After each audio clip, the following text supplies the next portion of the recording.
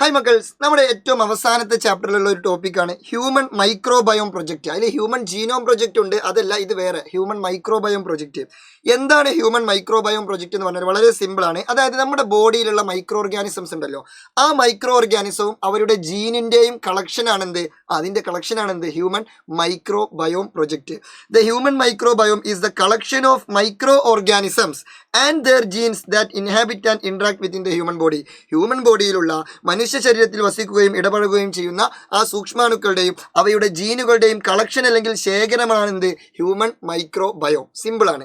ഈ human microbiome start ചെയ്തത് അമേരിക്കയിലെ ഒരു സംഘടനയ്ക്ക് കീഴിലാണ്. ആ സംഘടനയുടെ പേരാണെന്ത് നാഷണൽ ഇൻസ്റ്റിറ്റ്യൂട്ട് ഓഫ് ഹെൽത്ത്, അഥവാ NIH എന്ന് പറയും. നാഷണൽ ഇൻസ്റ്റിറ്റ്യൂട്ട് ഓഫ് ഹെൽത്ത് എന്ന് പറയുന്ന ഒരു സംഘടനയ്ക്ക് കീഴിലാണ് ഹ്യൂമൻ മൈക്രോബയോം പ്രൊജക്റ്റ് എന്ന് പറയുന്ന ഈ ഒരു പരിപാടി സ്റ്റാർട്ട് ചെയ്തത്.